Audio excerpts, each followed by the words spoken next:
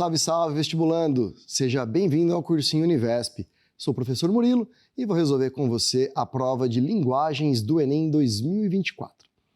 Para agora, a gente vai fazer a resolução de uma questão que traz um texto do Machado de Assis, com toda a sua habilidade na escrita e a famosa ironia machadiana, de maneira bem delicada, dentro de um contexto histórico muito específico. Então é uma questão que exige um pouquinho de repertório de história e um pouquinho de um repertório da literatura, da obra do Machado como um todo, para saber como que ele organiza essa ironia e essa crítica ácida que ele faz a uma sociedade burguesa alienada. Vem comigo, vamos dar uma olhadinha?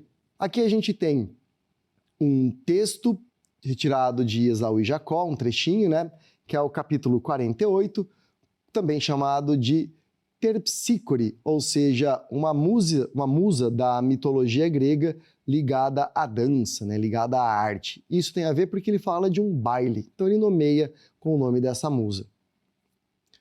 Ao contrário do que ficou dito atrás, Flora não se aborreceu na ilha. Conjecturei mal. Emendo-me a tempo, me corrijo a tempo, né? Podia aborrecer-se pelas razões que lá ficam, e ainda outras que poupei ao leitor apressado. Mas, em verdade, passou bem a noite.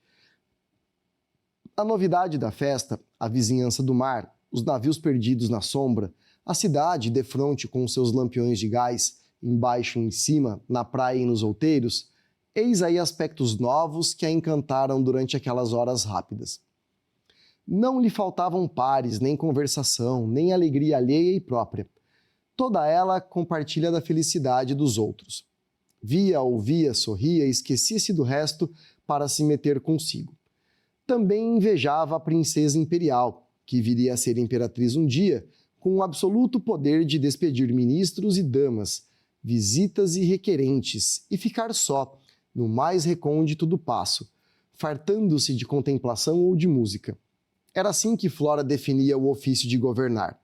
Tais ideias passavam e tornavam.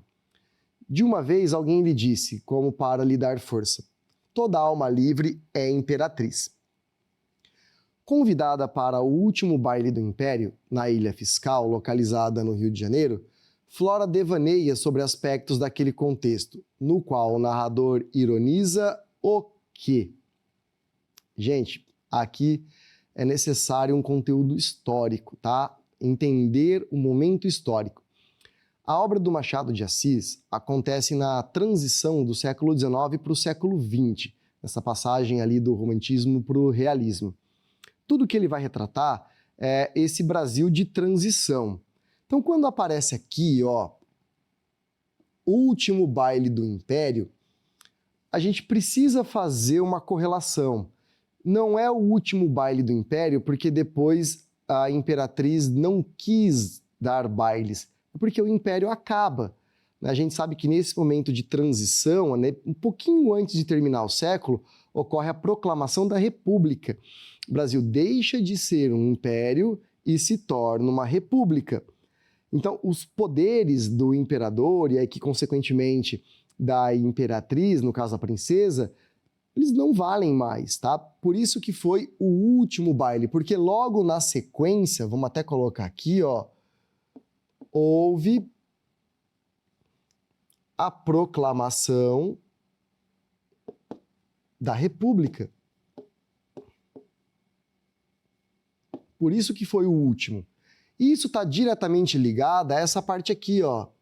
Também invejava a princesa imperial, que viria a ser imperatriz um dia. Não, isso não aconteceu, porque houve logo na sequência o surgimento da República, então essa princesa não se torna imperatriz. Da mesma maneira, olha a continuação desse trecho. Com o absoluto poder de despedir ministros e damas, visitas e requerentes, e ficar só no mais recôndito do paço, fartando-se de contemplação ou de música. Era assim que a Flora definia o ofício de governar.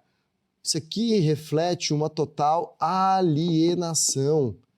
Nossa, governar é ficar lá, curtindo música, contemplando coisas, aproveitando a arte, mandando pessoas embora. ela é totalmente alienada, ela não estava entendendo nenhum momento histórico, porque vale ressaltar, a proclamação da República não acontece assim do dia para a noite, é um caminho histórico que é conduzido, e ela não entende esse contexto histórico em que ela está, ela não entende o que é governar, ela não entende nada, ela é totalmente alienada, ela está totalmente fora da realidade dela. É por isso que aqui o narrador está ironizando o quê? O que ele está ridicularizando? Falando, olha, a Flora ficou lá e ficou viajando, ficou com a cabeça nas nuvens, porque, coitada, não entende nada do que está acontecendo no meio dela, tá? Ele ironiza a promessa de esperança com o futuro regime, nem fala, né, desse futuro regime com promessa de esperança, não é o futuro regime que ele está ridicularizando aqui. A alienação da elite em relação ao fim da monarquia, total. Total, ele está ridicularizando uma parcela da sociedade que está entendendo nada do que está acontecendo. Não sabe de nada e continua sem saber. É alguém que não se localiza no momento histórico pelo qual o país estava passando. Ele está ridicularizando exatamente esse tipo de perfil. Perspectiva de contemplação distanciada da capital, se fosse da realidade talvez, né, mas não é da capital. Animosidade entre população e membros da nobreza, não fala sobre esse clima hostil entre população e nobreza. Fantasia de amor e casamento da mulher burguesa, também não fala sobre esses casos aqui. É nada mais, nada menos do que a ironia machadiana ridicularizando a alienação da elite em relação ao fim da monarquia. Uma questãozinha que não era boba, exigia um bom repertório histórico, junto de uma transição, né, de um momento literário para outro, que é característico do Machado de Assis. Questão que eu considero de nível médio para alto, não foi das mais tranquilas, não. Essa questão que a gente vai analisar traz uma abordagem que é bastante comum nas provas do Enem, que é a extração de informações ou de perspectivas, de ideologias e comportamentos presentes em determinados textos, a maioria deles literários. Por que isso é importante? O texto literário, várias e várias vezes, carrega consigo um certo lirismo, uma certa perspectiva poética.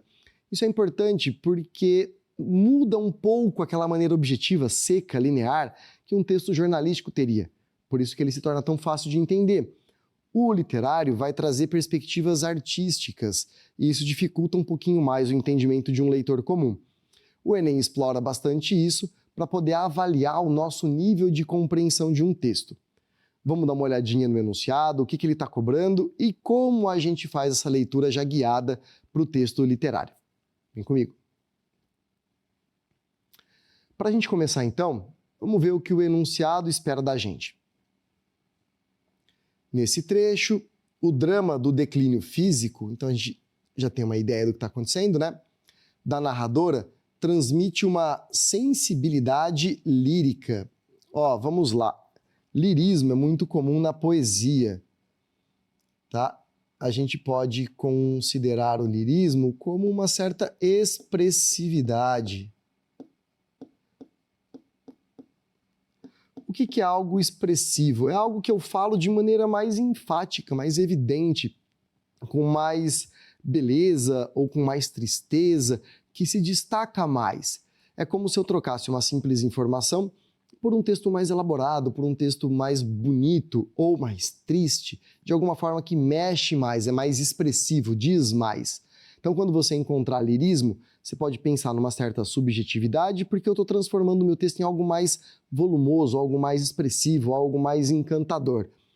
Para feliz ou para triste, é algo que mexe mais com a gente. É o que eu vou procurar aqui. A minha sensibilidade lírica está centrada, está focada em quê? Qual é o foco, né, da minha sensibilidade lírica? Vamos lá. Marília acorda. Tomo café em golinhos para não queimar meus lábios ressequidos. Como pão em pedacinhos para não engasgar com o farelo mais duro. Marília come também, mas olha o tempo todo para baixo. Parece que tem um acanhamento novo entre a gente. Termino. Olho mais uma vez pela janela. O dia está bom. Quero caminhar pelo pátio. Marília levanta, pega o andador e põe ao lado da cama. Essa parte aqui é legal porque, como a gente vai falar de uma expressividade lírica, eu começo a ver traços de cuidado aqui, ó. Ela sabe que eu quero levantar sozinha e levanto. O lance de escadas, apesar de pequeno, ainda me causa problemas. Mas não quero um elevador na casa e não vou tolerar descer uma rampa de cadeira de rodas. Marília abre a porta e saímos para amanhã. O dia está mais fresco do que eu imaginava. Ela pega uma manta de tricô que temos desde não sei quando e põe sobre as minhas costas. De novo aqui, ó, mais um ato de afeto.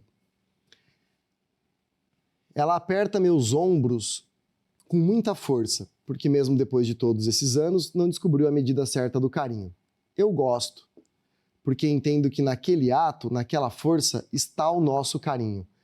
Cara, isso aqui é muito bonito. É uma forma de expressar o sentimento dessa narradora com uma subjetividade tão grande, apresentando o contato da Marília em relação a ela e julgando aquilo de uma forma quase que lírica mesmo, né? Quase que poética. Olha, tem esse cuidado e eu gosto porque é o nosso cuidado, é o nosso diálogo, é o nosso modo de interagir, é algo muito particular. Então o texto, embora seja predominantemente descritivo, apresentando como é a rotina, como ela faz ou deixa de fazer, na parte que ela vai trazer os cuidados de Marília, a gente nota uma sensibilidade maior, um jeito diferente de abordar esse tipo de contato, né? Uma subjetividade dela mostrando com um olhar um pouquinho mais sensível esse tipo de relação. É aqui que está centrado todo o tom da narrativa. Então, nesse trecho, o drama do declínio físico da narradora transmite uma sensibilidade lírica centrada no quê, né? Onde está o foco? Na necessidade de fazer adaptações na casa, não porque ela já não quer, isso é totalmente frio. Na atmosfera de afeto fortalecido pelo convívio, é aqui que ela mostra o cuidado, no afeto, pelo dia a dia e como isso vai se tornando lírico, né? Vai se tornando subjetivo, vai se tornando algo muito particularizante. Tem um bom viés aqui, tá? Vamos deixar isso aqui no stand-by. Na condição de dependência de outras pessoas, não é pela relação de dependência que o lirismo se constrói. Não é enfatizado ao longo do texto que por depender do outro aquilo vai se tornando subjetivo, expressivo, bonito. Não é por esse caminho. Determinação de manter a regularidade da rotina. Não, né? A rotina não entra como um fator lírico aqui, mas o cuidado com o outro e este cuidado com o outro fortalecido pelo dia a dia, por estar sempre ao lado, e a maneira como eu enxergo o outro fazendo por mim, isso sim é o que dá expressividade ao texto. Aceitação das restrições de mobilidade da personagem, ela nem aceita porque ela quer fazer algumas coisas sozinhas. Aqui a gente tem de fato o item B, certo? É uma questão que eu considero de um nível até intermediário, porque entender lirismo e expressividade lírica não é algo muito simples. A gente não tem um texto técnico informativo. A gente tem um texto literário que carrega muita subjetividade. E, invariavelmente, isso traz um pouquinho mais de dificuldade para o entendimento. Então, uma questãozinha intermediária. Espero que tenha ficado claro para você, que você tenha chegado aí na mesma conclusão que eu. Aqui a gente vai trabalhar com uma questão que é sempre muito tradicional, não apenas no Enem, mas em diversas provas de vestibular, que é a análise de estratégias de persuasão dentro de campanhas publicitárias. É convencional que a campanha publicitária utilize algumas ferramentas para atingir o seu público-alvo. Ou a prova cobra a finalidade, ou seja, persuadir, mudar o comportamento, aceitar alguma coisa, denunciar algo, ou ela vai pedir a ferramenta utilizada. Uma das duas ali sempre como destaque. O grande lance é que as duas aparecem simultaneamente, a ferramenta e a finalidade. Então é o enunciado que vai determinar para a gente se é para procurar a ferramenta ou a intenção do texto. Vamos lá dar uma olhada? Aqui a gente começa pelo enunciado para saber o que procurar, né? Eu tenho que ver a intenção, eu tenho que ver o recurso, qual que é o foco da minha questão. Então, nesse cartaz, a expressão "vou deixar que você se vá", que está aqui, em conjunto com os elementos não verbais, ou seja, elementos não verbais são as imagens que estão aqui, né? toda a configuração de segurar o agasalho, de apresentar este agasalho, olha, pode ir, né? Eles têm a finalidade de... Opa, agora ficou nítido aqui, ó. Eles têm a finalidade, eles têm a intenção do quê? Por que foi utilizado esse diálogo entre o texto verbal e o não verbal? Por que eu tenho ali uma mulher segurando o agasalho com os dizeres, vou deixar que você vá? Qual a finalidade desse tipo de estratégia? Vamos pensar aqui que eu estou falando da campanha do agasalho. O que eu tenho aqui é exatamente um agasalho. A ideia é doar, tá? É deixar as suas roupas aquecerem quem mais precisa, ou seja, deixe a sua roupa ir porque tem outro que precisa. Dessa maneira eu consigo deduzir o porquê daquela imagem somada com o texto. Eu vou deixar que você se vá, eu vou deixar aquela roupa para um outro, eu vou abdicar daquela roupa, eu vou abrir mão daquela roupa para que o outro possa usar. Então, esses recursos juntos têm a finalidade de incentivar o descarte de itens defeituosos. Falou alguma coisa de defeituosos? Não tem, né? Promover a reciclagem de produtos usados. Também não se falou de reciclagem, falou de doação de produtos bons, gente. Garantir a conservação de roupas de inverno. Não é para conservar, é para doar. Relacionar o gesto de doação à ideia de desapego. Desapego pode ir, que vá. Né? Eu vou deixar que você se vá, eu estou me desapegando. Olha só. Comparar a peça de roupa ao sentimento de despedida. Não é para comparar a peça de roupa ao sentimento de despedida, é para se despedir da roupa porque um outro precisa. Então, nesse caso, eu vou somar todos os elementos, os verbais e os não verbais. Eu entendi como eles funcionam, falta apenas olhar para a finalidade. Ele deixa muito claro aqui que a finalidade, então, é relacionar esse gesto de doação que a gente colocou aqui com a ideia do desapego, por isso eu vou deixar que a roupa vá, eu vou me desapegar. Alternativa D. Uma questão bem tranquila, se a gente fizer com cautela, com atenção, anotando os pontos fundamentais. Para essa questão, aquele modelo tradicional de leitura e compreensão das informações básicas de um texto. Aqui a gente tem um texto majoritariamente informativo, com traços ali de descrições de alguns elementos que foram produzidos, no caso um determinado aplicativo, para a gente chegar na informação fundamental sobre o que ele fala, o que ele promove. Ali eu tenho um nível de leitura básico, um pouquinho intermediário, com uma questão que não é para gerar grandes dificuldades, até porque o vocabulário é razoavelmente acessível e o comando bastante objetivo. Vamos dar uma olhadinha no texto e na questão? Bora! Teclado amazônico.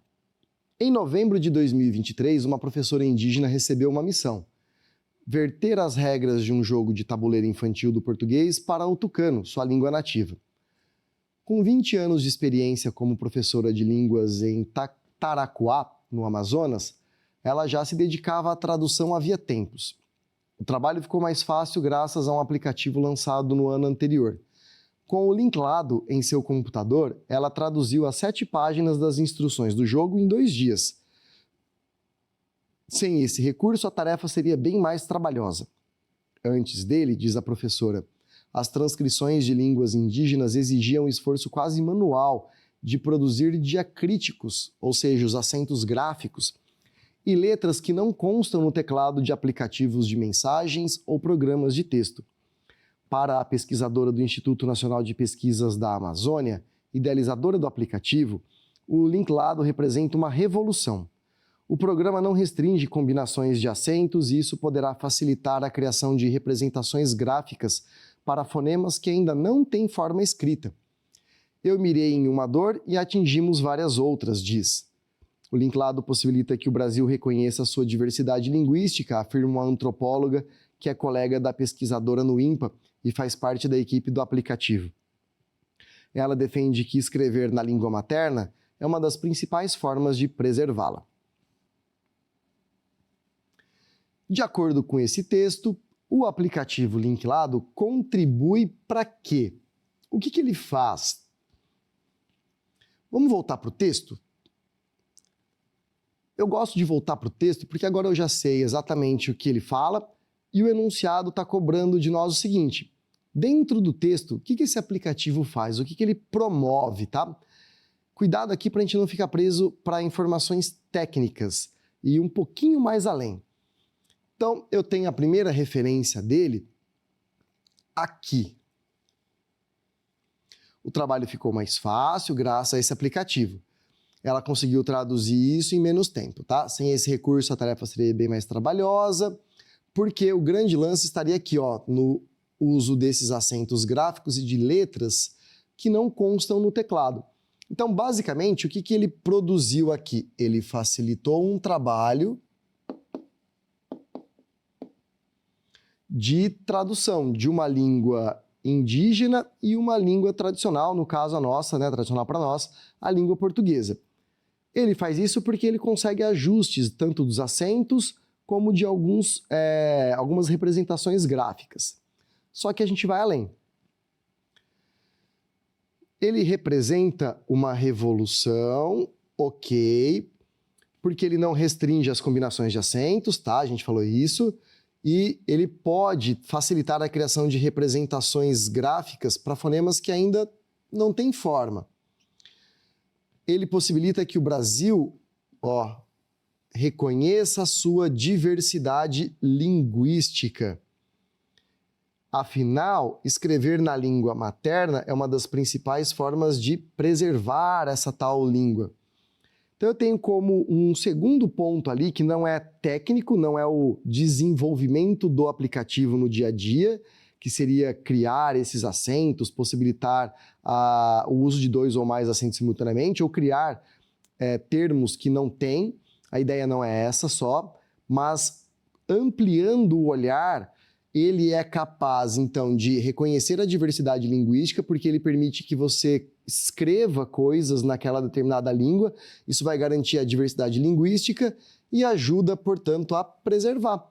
Afinal, se eu estou escrevendo aquilo e aquilo está se tornando algo para a posteridade, eu preservo aquela língua. Então, de maneira um pouco mais ampla, a gente tem essa segunda perspectiva. O aplicativo, então, contribui para quê? Criação de fonemas representativos de línguas indígenas no meio digital. Ele não cria fonemas representativos, tá? Ele vai criar sinais gráficos para fonemas que não existem de maneira escrita. Cuidado com essa parte aqui. Democratização do registro escrito de línguas dos povos originários. Olha só. O Brasil reconheça a sua diversidade a partir também de um processo de preservação. Então, eu estou democratizando o registro escrito de línguas desses povos imaginários.